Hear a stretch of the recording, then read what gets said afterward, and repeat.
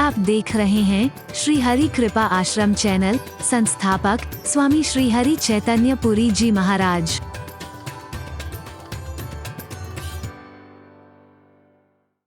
तुम्हें चिंतन होना चाहिए।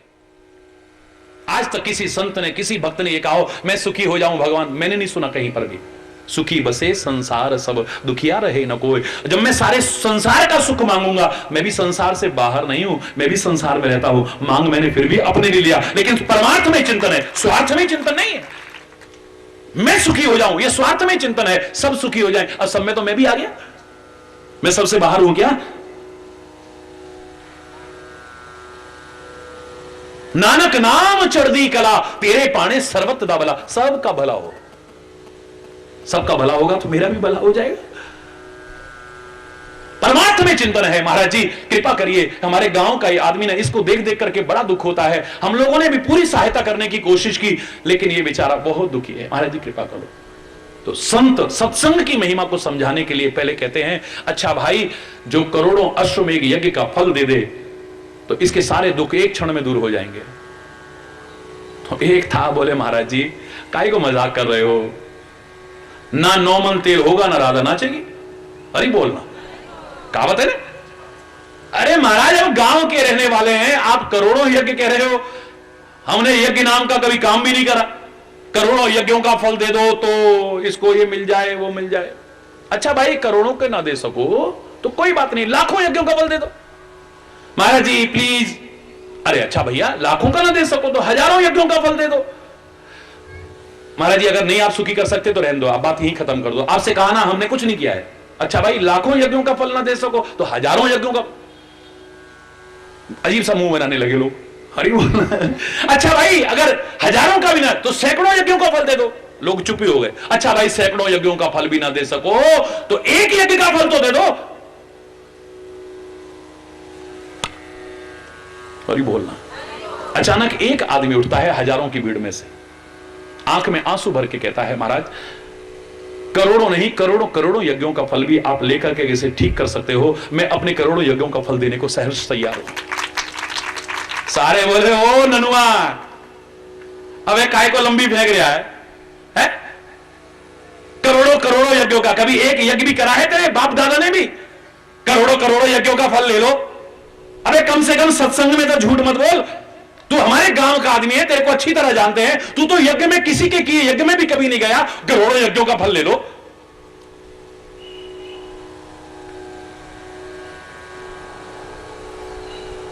आंख में आंसू भर के कहता है महाराज अगर मैं झूठ बोलता हूं तो सारे संत झूठे हैं, फिर सारे ग्रंथ झूठे हैं। फिर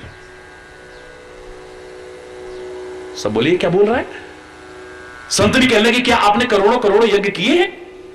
बोले करोड़ों करोड़ों नहीं करोड़ों करोड़ों करोड़ों यज्ञ किए हैं। कब किए? बोले अभी अभी किए। सारे चौंके, बोले ये क्या मजाक कर रहा है तू, पागल हो गया क्या? सारे इलाके के लोग ऐसे देखने लगे उसको घूर घूर के। बोले महाराज अगर मैं झूठा हूं ना, सारे ग्रंथ झूठे हैं, सब संत झूठे हैं। पिछली बार एक संत आए थे, उन्होंने कथा में कहा था कि संत दर्श को जाइए तजी माया अभिमान, ज्यों ज्यों पग आगे धरे कोटि के यज्ञ समान। संत दर्श को जाइए तजी माया अभिमान। मेरे मन में कोई माया नहीं है, मेरे मन में किसी प्रकार की कोई कामना नहीं है कि संत जी के पास जाऊंगा तो मेरे भंडार भर जाएंगे, मेरी ये मनोकामना पूरी हो जाएगी। वो मैं कुछ लेने नहीं आया हूं, बस आपका ज्ञान लेने आया हूं, आपके दर्शन करने आया हूं महाराज। मेरे मन में परमात्मा ने मुझे सब कुछ दे रखा है, कोई कामना बाकी नहीं जो लेने के लिए निष्काम भाव से आया हूं। मैंने जैसे ही सुना एक संत बता रहे हैं, बस सत्संग के प्रति लगाव ने मेरे को प्रेरित किया, मैं नंगे पैर भाग पड़ा। मेरे मन में कोई अभिमान भी नहीं है कि मैंने इतने यज्ञ करे, मैंने इतनी तीर्थ यात्रा करी, मैंने इतने पुण्य करे। माया भी नहीं, अभिमान भी नहीं। तो जब आपकी तरफ एक एक कदम कर रख रहा था, मुझे एक एक कदम पर करोड़ों करोड़ों यज्ञों का फल मिल रहा है। इन सबको इसलिए नहीं मिलता क्योंकि ये कहते जरूर है पर इन्हें विश्वास खुद नहीं है, कथावाचक को विश्वास नहीं है। इनको क्या होगा विश्वास? संत के दर्शन के लिए जो एक एक कदम भी हम आगे धरते हैं ना, अगर हमारा विश्वास हो करोड़ों करोड़ों यज्ञों का फल देने वाला है। बोले शरद ऋतु में इस प्रकार की जो स्थिति आती है ये कैसे लग रही है? बोले संत दर्श जिमि पातक टरही बोले संत दर्श जिमि पातक टरही। संत के दर्शन मात्र से पाप नष्ट हो जाते हैं, और पाप का परिणाम ही तो दुख भोगते हो। बच जाओगे। कैसे बचेंगे? उनका मार्गदर्शन मिलेगा जब वहां जाओगे तो। अब तुम्हारी जिम्मेदारी है वो जो सिखा रहे हैं, जो समझा रहे हैं, उसे अपने जीवन का अभिन्न अंग बना लेना, कदम कदम पर साथ रखना। बच जाओगे पापों से, बच जाओगे दुखों से, बच जाओगे विपदाओं से। हरि बोलना।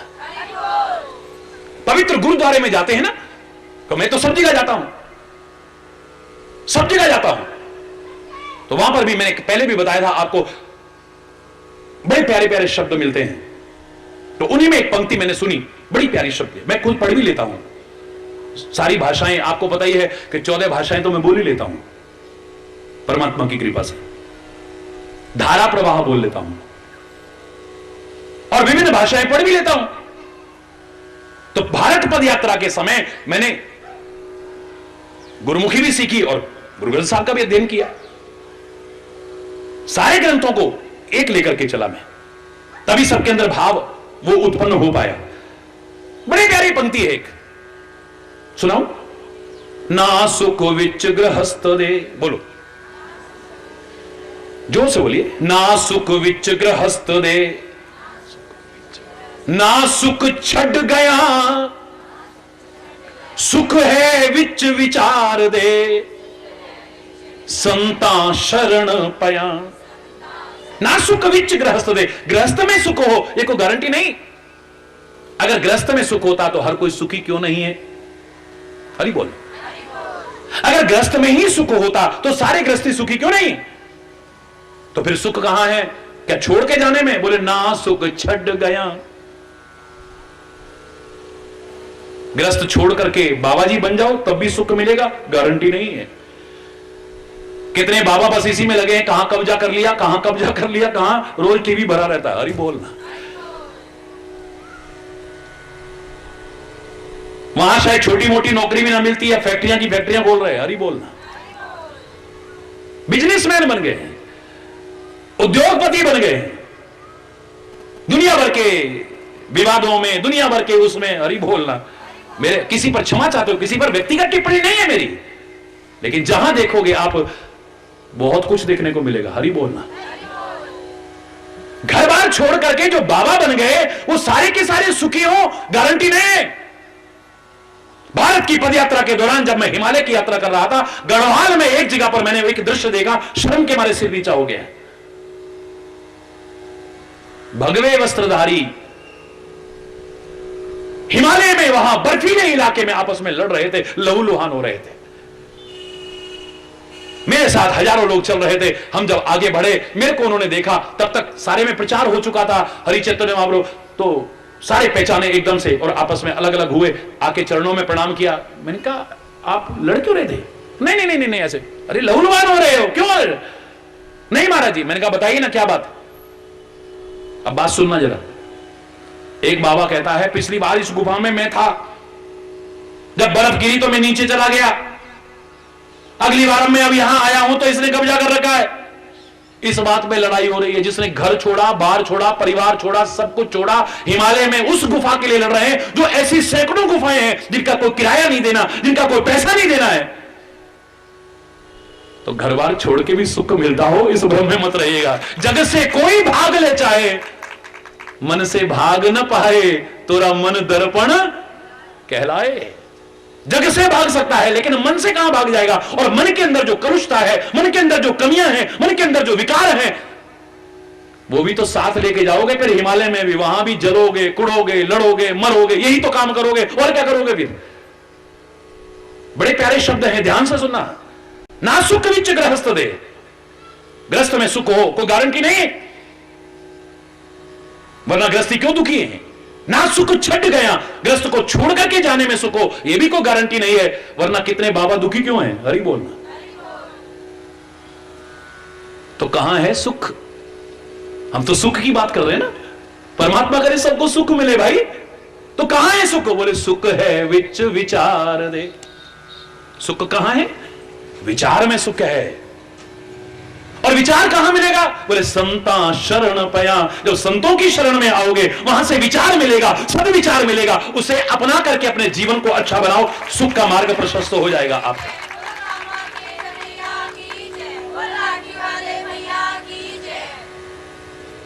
हरि बोलना।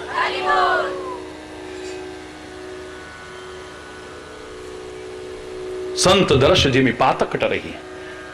संत के दर्शन करके भी पाप नष्ट हो जाते हैं, विकार नष्ट हो जाते हैं, दर्शन मात्र से।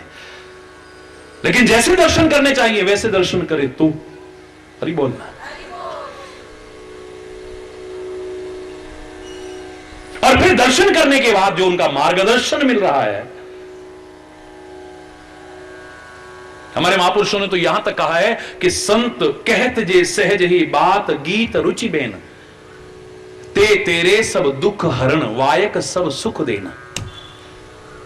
संत स्वाभाविक भी जो बोलते हैं, चाहे वो गीत में बोलें, संगीत में बोलें, बात में बोलें, किसी तरह से भी बात करें, उनका मजाक भी तुम्हारी जिंदगी को संवार सकता है, याद रखना। क्योंकि उनका मजाक भी मजाक नहीं है, हंसते खेलते तुम्हें सिखाना चाहते हैं, बस हंसते हंसते सिखाना चाहते हैं। उनकी हर क्रिया तुम्हें सिखाती है, अगर सीखने वाले बन जाओ तो। हरि बोल।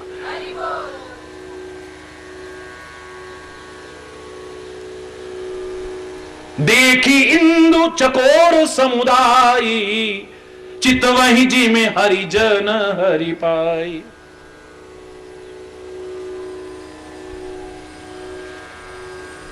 चकोर चांद को देखते हैं ऐसे करके, लगातार एक टक देखते रहते हैं, आंख नहीं झपकते कभी। तभी तो भगवान से हम क्या प्रार्थना करते हैं, याद करो, मैंने बहुत पहले गीत गाया था, 2 लाइन बोलता हूं बस। तुम चंदा हो मैं तारा हूं, तुम सागर हो मैं धारा हूं, तुम चंदा हो मैं तारा हूं, तुम सागर हो मैं धारा हूं, तुम सबसे बड़े खिलाड़ी हो, तुम सबसे बड़े खिलाड़ी हो, भगवन में खेल तुम्हारा हूं। तुम चंदा हो मैं तारा हूं, तुम सागर हो मैं धारा हूं, तुम चंदा हो मैं तारा हूं। नाचूंगा जहां नचाओगे, नाचूंगा जहां नचाओगे, खेलूंगा जहां खिलाओगे, खेलूंगा जहां खिलाओगे। हे दीनानाथ तुम्हारे ही, हे दीनानाथ तुम्हारे ही हाथों का मैं एक तारा हूं। तुम चंदा हो मैं तारा हूं, तुम चंदा हो मैं तारा हूं, तुम सागर हो मैं धारा हूं, तुम सागर हो मैं, तुम सबसे बड़े खिलाड़ी हो, तुम सबसे बड़े खिलाड़ी हो, भगवन में खेल तुम्हारा हूं। तुम चंदा हो मैं, तुम चंदा हो मैं तारा हूं, तुम सागर हो मैं धारा हूं, तुम सागर हो मैं धारा हूं। माटी हूं प्रभु तुम नगीना हो, माटी हूं प्रभु तुम नगीना हो, मैं तार हूं प्रभु तुम वीणा हो, मैं तार हूं प्रभु तुम वीणा हो। कैसे भूलूं उन चरणों को, कैसे भूलूं उन चरणों को, जिनसे मैं गया संवारा हूं। तुम चंदा हो मैं तारा, तुम चंदा हो मैं तारा हूं, तुम सागर हो मैं धारा हूं, तुम सागर हो मैं धारा हूं, तुम चंदा हो मैं तारा, तुम चंदा हो मैं तारा हूं। तुम चंद्र हो प्रभु मैं चकोरा हूं, तुम चंद्र हो प्रभु मैं चकोरा हूं, घन बन हो प्रभु मैं मोरा हूं, घन बन हो प्रभु मैं मयूरा हूं। तुम रूपशील गुण सागर हो, तुम रूपशील गुण सागर हो, मैं एकटक रहा निहारा हूं। तुम चंदा हो मैं तारा, तुम चंदा हो मैं तारा हूं, तुम सागर हो मैं धारा हूं। हाथ उठा के, तुम चंदा हो मैं तारा हूं, तुम चंदा हो मैं तारा हूं। मैं पूरा नहीं सुना रहा। चंद्र हो प्रभु मैं चकोरा हूं। चांद चकोर को एक टक देखता है, पलके नहीं झपकता है कभी। बोले कैसे लग रहा है? एक भक्त आंख नहीं झपकता है, अपने सदगुरु और परमात्मा को एक टक देखता है जैसे। हरि बोल। उस चंद्र के सामने चकोर बन जाता है। अगर ये आंखें फिर भी इधर उधर इधर उधर इधर उधर भटकती रही तो समझ लो अभी कहीं कमी है, और ये कमी कहीं दुख का कारण न बने।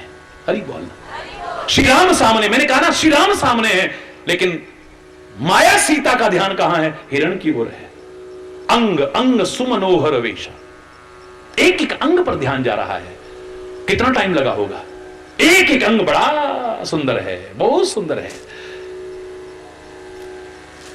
भगवान से दूर होकर के जब संसार की ओर ध्यान जाता है, इससे बड़ा विकार और विकृति और कोई नहीं हो सकती है, याद रखना। आदमी कहां तक चिंतन को ले जाएगा, इससे बड़ा उदाहरण नहीं मिलेगा कि अब मां जानकी अवध नरेश से कह रही है इसका वध करके लाओ। राम कौन है? अवध नरेश। और अवध का तात्पर्य जहां किसी का वध ना हो, किसी की हिंसा ना हो, उसे अवध कहते हैं। सत्य संद प्रभु वध करे ही आनहु चरम कहते वैदेही।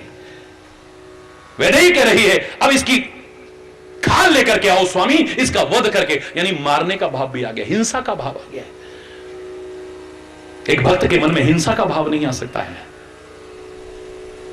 यद्यपि ये वैदेही नहीं है, माया वैदेही है। ये क्या है? लोग नहीं जानते हैं। लक्ष्मण हुई है मरम न जाना, लक्ष्मण को भी मालूम नहीं है ये असली सीता नहीं नकली सीता है। हरि बोलना। क्योंकि भगवान की एक रीति है, उनको तुम जैसे पाना चाहोगे वैसे मिलेंगे, मिलेंगे जरूर। श्रीमद् भागवत में कहते ना, ये यथा माम प्रबद्धन्ते तांस तथैव भजाम्य हम। जो मुझको जैसे भजेगा मैं उसको वैसे ही मिलूंगा। रावण राम तक पहुंचना चाहता है, कैसे? नकली हिरण बना करके। और ये बोलना, जोर से बोल रहा है, जरा और जोर से बोल रहा है। वो नकली हिरण के माध्यम से बनाना चाहता है, तो राम कहते हैं मैं तो सबसे ऊपर हूं। तो अगर नकली हिरण बनाए तो मैं ऐसी नकली सीता बनाऊं जिंदगी भर पहचान ही ना पाए तू, उसके पीछे सारा खानदान खत्म कर देगा तू। हरि बोलना है। तू अगर माया करे, मैं तो मायापति हूं। मुझसे छल करेगा तो मेरे से बड़ा छलिया कोई नहीं है। वो छलिया नंद को हमें तो जो गनिया बनाए गयोरी, हमें तो जो गनिया। फिर गीत गाते रहते हो, वो छलिया नंद को हमें तो जो गनिया बनाए गयोरी, हमें तो जो गनिया बनाए गयोरी। वो छलिया नंद को शाम के सर पे मोर मुकुट है, शाम के सर पे मोर मुकुट है। हमारे सिर ओ हमारे सिर जटा धराए गयोरी, हमारे सिर जटा धराए गयोरी। वो छलिया नंद को हमें तो जो गनिया बनाए गयोरी, हमें तो जो गनिया बनाए गयोरी। वो छलिया नंद को शाम के नैनों में कजरा सोहे, शाम के नैनों में कजरा सोहे। हमारे नैन हो हमारे नैन मूरत बसाए गयोरी, हमारे नैन मूरत। हमारा कजरा तो बचता ही नहीं, रोती रहती है, सब बह जाता है। हमारे नैन मूरत बसाए गयोरी, वो छलिया नंद को हमें तो जोगनिया बनाए गयोरी, हमें तो जोगनिया बनाए गयोरी, वो छलिया नंद को।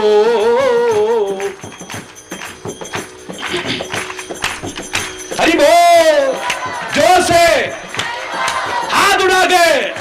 वो छलिया नंद को हमें तो जोगनिया बनाए गयोरी, हमें तो जोगनिया बनाए गयोरी, वो छलिया नंद को। शाम के हाथों में बांस की बांसुरिया, शाम के हाथों में बांस की बांसुरिया, हमारे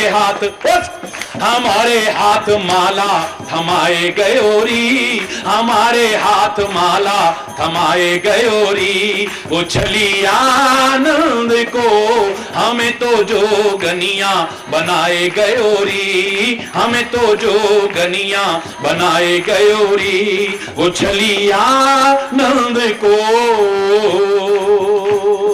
आप तो खाए शाम माखन मिश्री, आप तो खाए शाम माखन मिश्री, ओ माखन मिश्री, माखन मिश्री, हमें तो व्रत करनो सिखाए गयोरी, ओ हमें तो व्रत करनो सिखाए गयोरी, वो छलिया नंद को हमें तो जोगनिया बनाए गयोरी, हमें तो जोगनिया, हमें तो जोगनिया, हमें तो जोगनिया बनाए गयोरी। हरि बोल ना। अगर तू छल करता है तो उससे बड़ा छलिया कौन है? अगर तू माया करता है तो उससे बड़ा माया भी कौन? मायापति है वो, माया का स्वामी है वो। और अगर तू प्यार करता है तो उससे ज्यादा प्यार करने वाला कौन होगा? हरि बोलना। सारी दुनिया मिलकर के तुम्हें इतना प्यार नहीं दे सकती जितना वो प्यार देता है। तुम इतना प्यार नहीं करोगे जितना कदम कदम पर तुम्हारा सदगुरु, तुम्हारा परमात्मा तुमसे प्यार करता है। तुम इतना ध्यान नहीं करोगे जितना कदम कदम पर वो तुम्हारा ध्यान रखता है। कितना ध्यान कर लेते हैं हम, लेकिन वो हमारा ध्यान रखता है।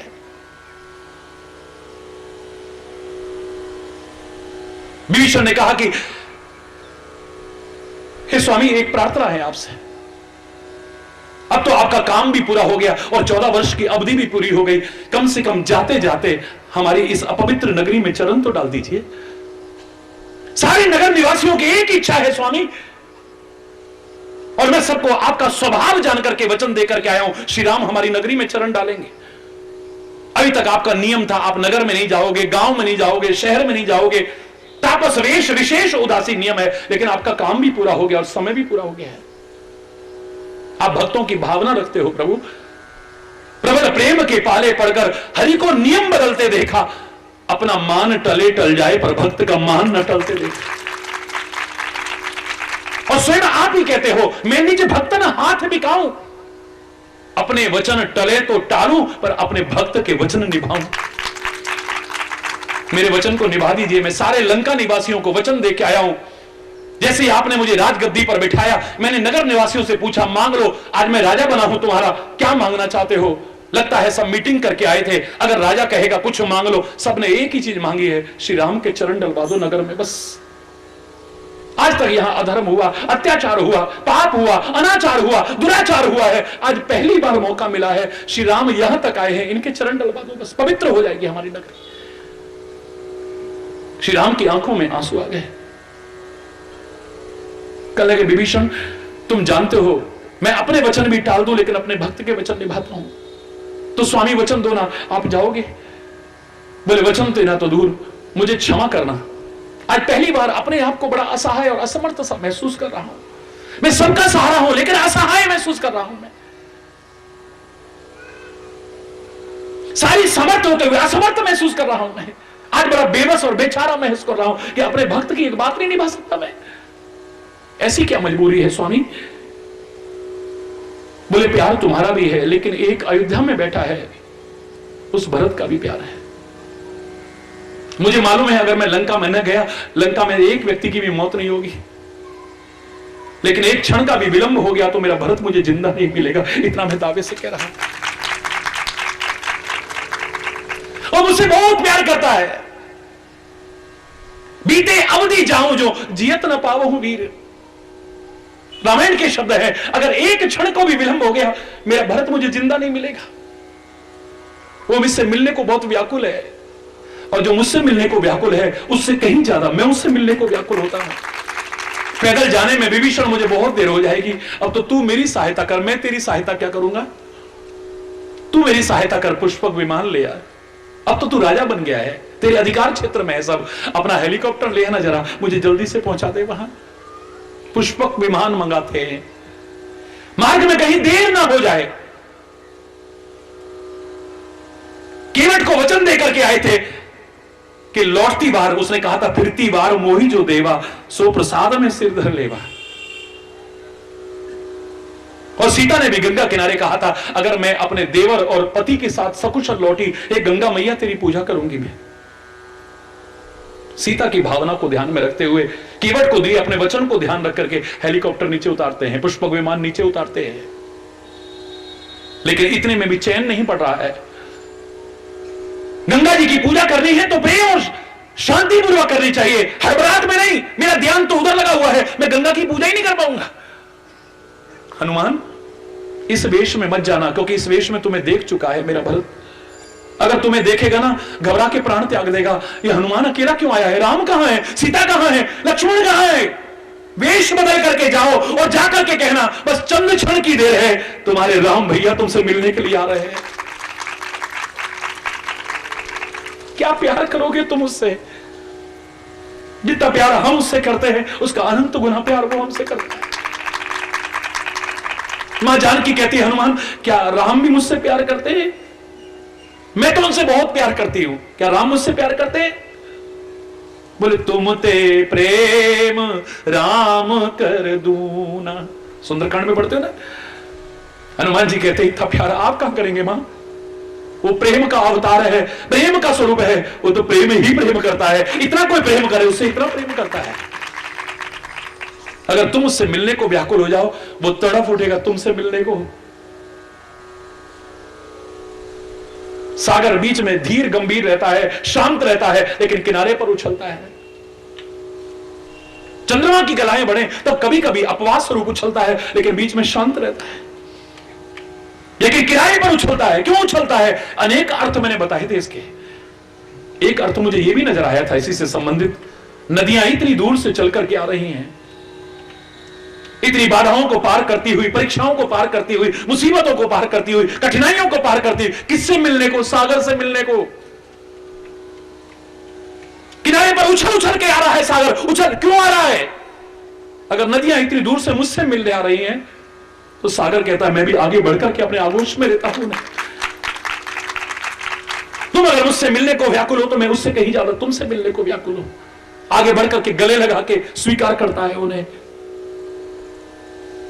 आज हम लोग इतने प्यार से जाते हैं, इतनी श्रद्धा से जाते हैं अपने गुरु के दर्शन करने, संतों के दर्शन करने, लेकिन महाराज जी नहीं मिल सकते हैं। आम आदमी को दर्शन नहीं हो सकते हैं जब तक कुछ हरि बोलना। एक गरीब आदमी को दर्शन नहीं हो सकते, एक आम आदमी को दर्शन नहीं हो सकते हैं।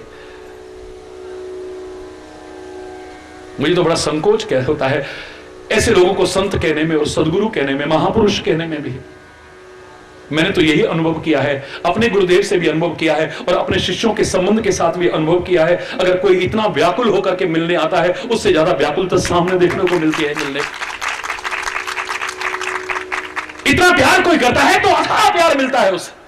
क्या स्वार्थ है संत का? क्या स्वार्थ है सदगुरु का? क्या स्वार्थ है परमात्मा का? क्या स्वार्थ है महापुरुष का? क्या स्वार्थ है उसका? कोई कथा करके आके यहां 10-20 लाख ले जाता होगा, 30 लाख ले जाता होगा, लेकिन एक संत काहे के लिए आ रहा है यहां पर? क्या आवश्यकता है उसे गांव में आने की? यहां दिया ही दिया होगा उसने, लिया नहीं कभी। अरे बोलना, अगर तुम कहो कि प्यार दिया है तो तुमने प्यार इतना दिया होगा तो बदले में इतना प्यार मिला होगा।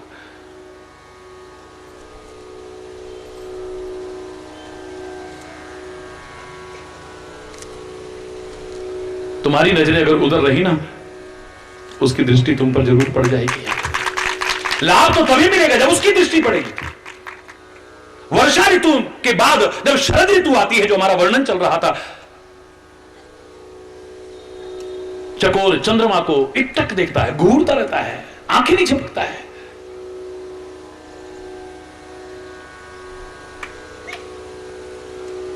ऐसे लगता है कि भक्त भगवान को देख रहा है, शिष्य सदगुरु को देख रहा है।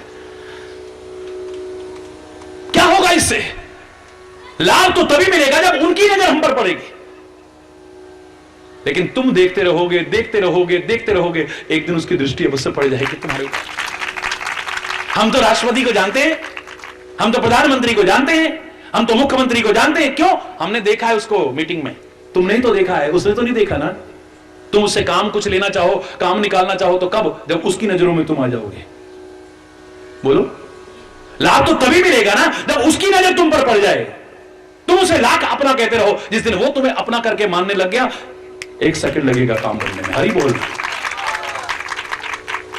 तो हमारे देखने का कोई फायदा नहीं। फायदा है रोज रोज दिखते रहोगे, रोज रोज, तो उसकी भी नजर पड़ेगी। हाँ यार, ये आदमी जो दिख रहा है, इसको वहां भी देखा था, वहां भी देखा था, वहां भी देखा था, वहां भी नजर पड़ जाएगी उसकी भी। हरि बोलना। तो यहीं से शुरू हो जाएगा काम। हरि बोलना।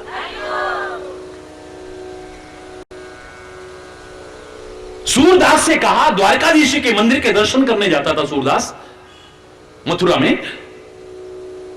दरवाजा खुलता था तो भीड़ बाहर खड़ी होती थी, सब धक्का मुक्की करते और अंदर भागे भागे जाते थे। थोड़ी थोड़ी देर के लिए दर्शन खुलते हैं वहां पे।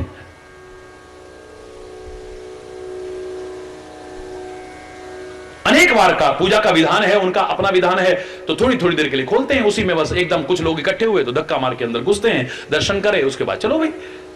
तो एक आदमी कहने लगा, सूरदास जी आप तो अंधे हो, आपको कुछ दिखना तो है नहीं, धक्का मुक्की काहे को खा रहे हो?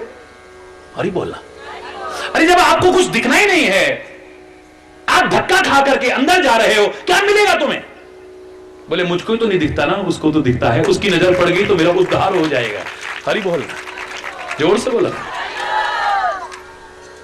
पुराने लोग क्यों भगवान के नाम के तरह नाम रखते थे?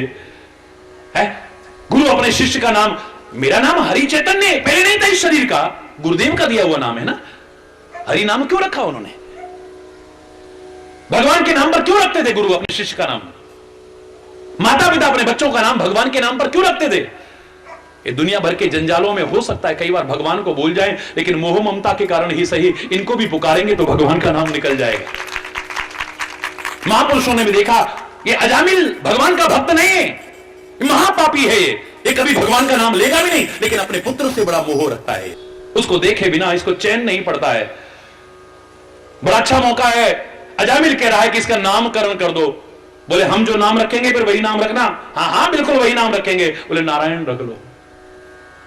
जब अंत समय आया, भगवान को नहीं पुकारा था, अपने बेटे को पुकार रहा है, लेकिन मुख से निकल रहा है नारायण नारायण नारायण। क्या गति हुई, इतिहास में विदित है आपको। भगवान कहते हैं, भगवान अंतर्यामी भगवान कह रहे हैं, मुझे लगता है वो कहते हैं, देखो एक व्यक्ति सुरेश नाम का व्यक्ति अगर किसी शहर से जा रहा हो, वो जानता है मेरा यहां कोई परिचित नहीं है, लेकिन पीछे से अगर सुरेश आवाज आए, चाहे किसी और के लिए आ रही, लेकिन वो भी मुड़ के देखता है कि नहीं देखता है? उसे पता है मेरा यहां कोई परिचित नहीं है, मुझे यहां कोई मिलने वाला नहीं है। सुरेश, लगता है भगवान भी कहते हैं मेरे नाम जैसा भी नाम अगर कहीं से सुनाई देता है ना, मैं सोचता हूं कहीं मुझे भी तो नहीं पुकार रहे, मैं मुड़ के देख लेता हूं, और जहां मेरी दृष्टि पड़ती है जीव के उद्धार में कोई कमी नहीं रह जाती, उसकी नजर पड़ते ही, दृष्टि पड़ते ही। हरि बोलना। चकोर की तरह नजरें रहे, नजरें ना हटे वहां से।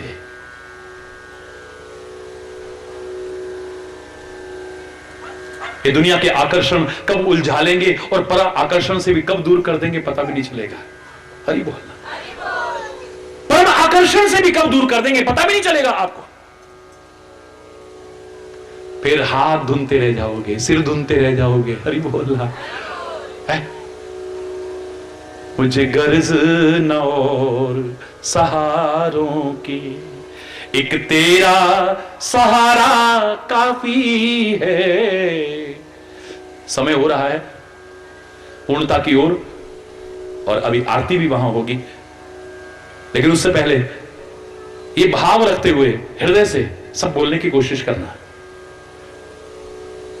मुझे गर्ज न और सहारों की, बस तेरा सहारा काफी है। मझधार में डूबती नैया को बस तेरा किनारा काफी है। मझधार में डूबती नैया को बस तेरा किनारा काफी है। मुझे गर्ज न और सहारों की, मुझे गर्ज न और। बन बन के सहारे टूटते हैं, ये रस्म पुरानी है जग की। बन बन के सहारे टूटते हैं, ये रस्म पुरानी है जग की। ये रस्म पुरानी है जग की। जो टूटे कभी और छूटे नहीं, जो टूटे कभी और छूटे नहीं। बस तेरा द्वारा काफी है, वो तेरा द्वारा काफी है। गर्ज न और।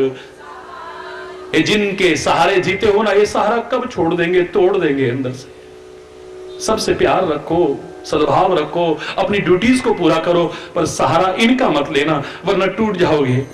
सहारा लेना है तो उसी का लेना, बस फिर कोई सहारा भी नहीं। अरे बोलना। बन बन के सहारे टूटते हैं, ये रस्म पुरानी है जग की। ये रस्म पुरानी है जग की। जो टूटे कभी और छूटे नहीं, जो टूटे कभी और छूटे नहीं। वो तेरा द्वारा काफी है, वो तेरा द्वारा काफी है। गर्ज न और सहारों की, मुझे गर्ज न और। मझधार में डूबती नैया को बस तेरा किनारा काफी है। बस तेरा। यहां रिश्वत और सिफारिश से कोई काम नहीं बन सकता है। यहां रिश्वत और कोई काम नहीं बन सकता है।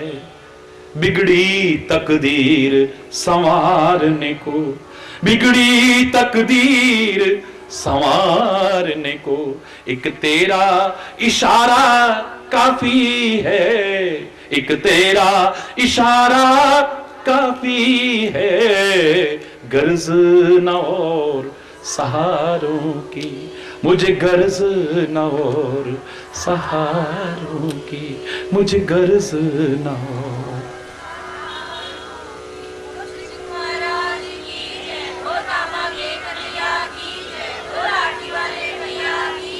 धर्म की अधर्म का, प्राणियों में विश्व का, गौ माता की, भारत माता की, गंगा माता की, संत समाज की, भारत की देवियों की, भक्त समाज की।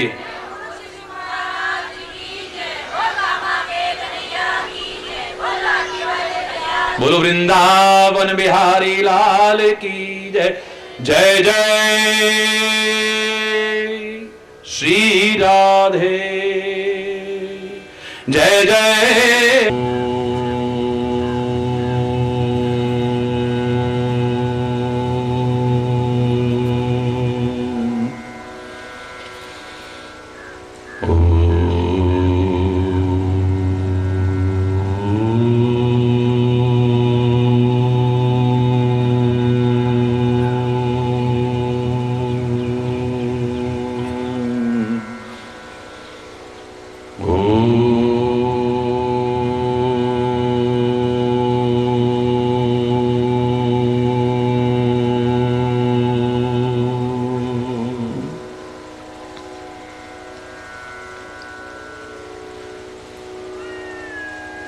यन्मायावशते विश्वमखिलम्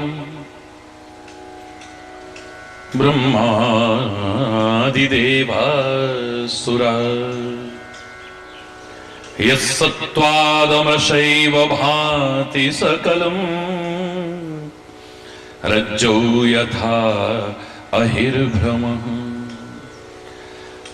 यत्पादप्लवमेकमेव हि भवाम्भोधेस्तीर्षावता वन्देऽहं तमशेषकारणपदम् रामाख्यमीशं हरिम्।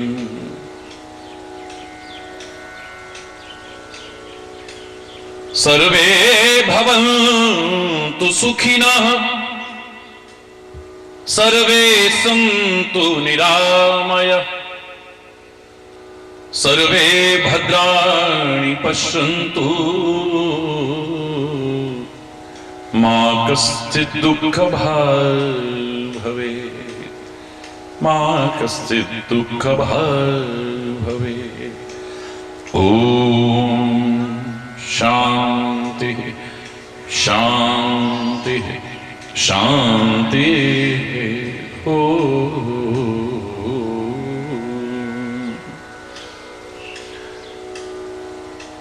ध्यानमूलं गुरुर्मूर्ते पूजामूलं गुरुपदम् मन्त्रमूलं गुरुर्वाक्यम् मोक्षमूलं गुरुकृपा। ॐ शान्तिः शान्तिः शान्तिः।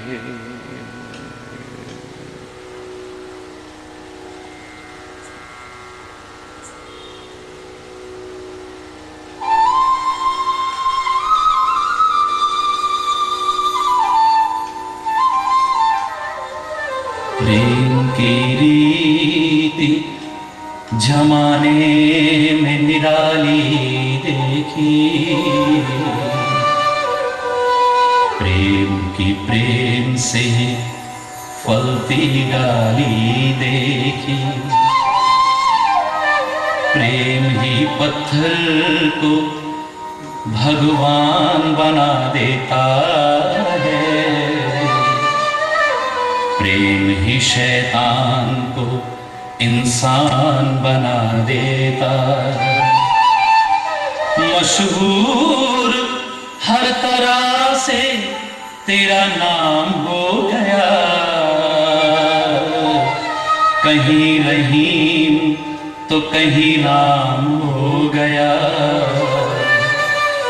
तू मिला भी है जुदा भी है तेरा क्या कहना तू सनम भी है खुदा भी है तेरा क्या कहना।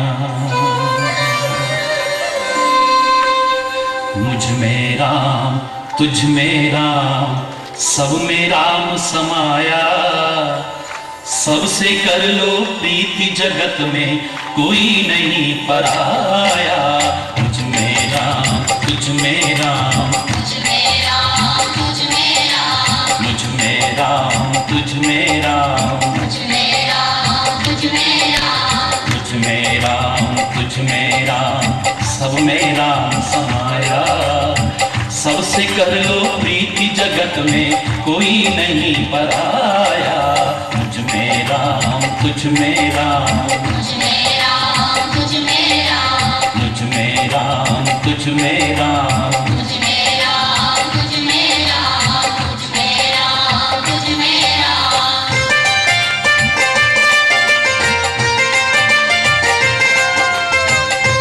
हरि बोल।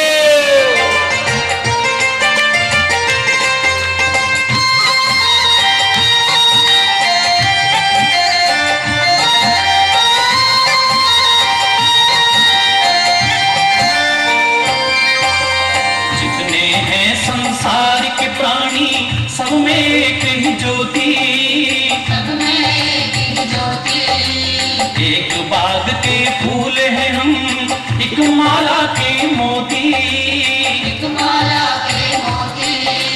जितने हैं संसार के प्राणी सब में एक ही ज्योति, सब में एक ही ज्योति। एक बाग के फूल हैं हम, एक माला के मोती, एक माला के मोती। एक ही कारीगर ने सबको एक माटी से बनाया। तुझ में राम, तुझ में राम, तुझ में राम, तुझ में राम, तुझ में राम, तुझ में राम। तुझ में राम, तुझ में राम, तुझ में राम, तुझ में राम। हरि बोल।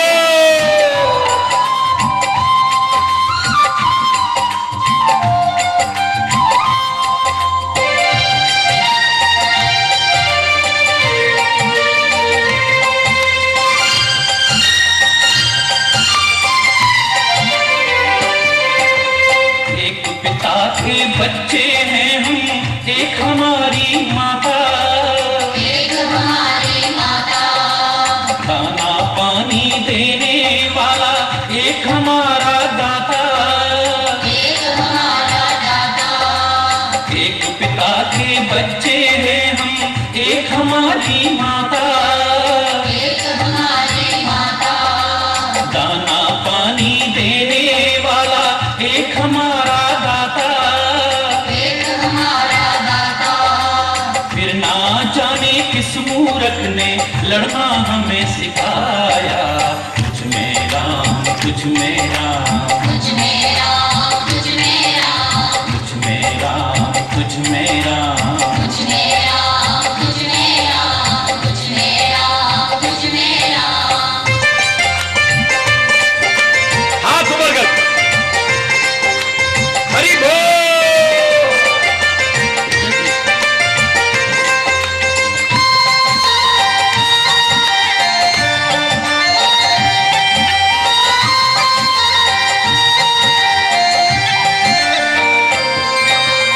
ऊंच नीच व भेदभाव की दीवारों को तोड़ो, दीवारों को तोड़ो। बदला जमाना तुम भी बदलो, बुरी आदतें छोड़ो। बुरी आदतें छोड़ो। ऊंच नीच व भेदभाव की दीवारों को तोड़ो, दीवारों को तोड़ो। बदला जमाना तुम भी बदलो, बुरी आदतें छोड़ो। बुरी आदतें छोड़ो। जागो और जगाओ सबको, समय ऐसा आया। तुझ में राम, तुझ में राम, तुझ में राम, तुझ में राम, तुझ में राम, तुझ में राम, तुझ में राम, तुझ में राम। तुझ में राम, तुझ में राम। सब में राम समाया, सबसे कर लो प्रीति जगत में कोई नहीं पराया। तुझ में राम, तुझ में राम, तुझ में राम, तुझ में राम, तुझ में राम, तुझ में राम। तुझ में राम, तुझ में राम,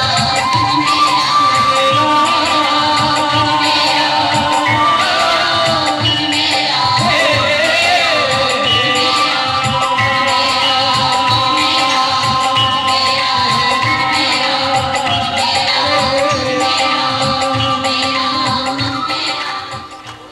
महाराज की जय, बोल कामा के कन्हैया की जय, बोल आने वाले भैया की जय। हरि बोल। जोर से बोलिए और जोर से बोलिए। शारदीय नवरात्रियां चल रही हैं।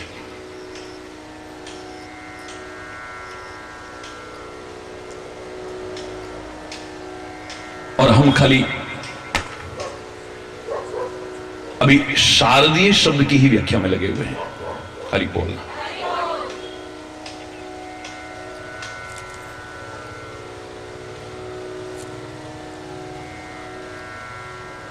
सभी ऋतुएं महत्वपूर्ण हैं, लेकिन यह बहुत महत्वपूर्ण है, याद रखना। इस ऋतु में बहुत संयम की आवश्यकता है, हर चीज में संतुलन की आवश्यकता है। अन्यथा विभिन्न प्रकार की व्याधियां हमारे शरीर में प्रवेश करने की संभावना ज्यादा बढ़ जाती है। अधिकांश रोग इस ऋतु में जोर पकड़ने लगते हैं। शायद इसीलिए नवरात्रि के माध्यम से नव द्वारों पर संयम का संदेश हमारे विचारकों ने हमें दिया। नवदा भक्ति के क्रम में चलते हुए, क्योंकि भक्ति में ही शक्ति है, का संदेश हमारे महापुरुषों ने दिया। अपने घर में घट स्थापन करने का संदेश दिया, जिस घट में सारे सागर, सब नदियां, वेद, पुराण, ग्रंथ, यहां तक कि सारे देवी देवताओं को भी आवाहित किया जाता है। एकजुट होने का, संगठित होने का, मिलजुल करके रहने का दिव्य संदेश हमारे महापुरुषों ने दिया है। फिर खाली घर में ही नहीं, घट में ही नहीं, घट माने मटका, कलश, घट माने हृदय भी होता है, क्यों ना अपने घट में भी स्थापित किया जाए उस परमात्मा को, इस दिव्य संदेश को।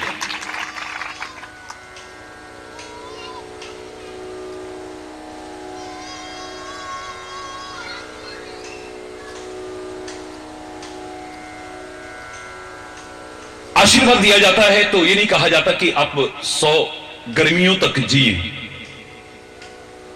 यह नहीं कहा जाता कि 100 वर्षा ऋतु आप जिए। जीवेम शरदः शतम, 100 सर्दियां आप जी सके। तो ये ऋतु शरीर में विभिन्न प्रकार की बीमारियों को पैदा करती है, विभिन्न प्रकार के विकारों को पैदा करती है। वैसे भी ऋतु परिवर्तन के समय है हमारी दोनों नवरात्रियां, और मौसम बदलते ही शरीर पर उसका प्रतिकूल प्रभाव पड़ना शुरू होता है। इसलिए अपनी दिनचर्या को भी नियमित रखा जाए, संतुलित रखा जाए, संयमित रखा जाए। अपने भोजन में भी शुद्धता लाई जाए, सात्विकता लाई जाए, संतुलन लाया जाए, संयम लाया जाए, स्वस्थ रहेंगे। हरि बोलना, जोर से बोलिए।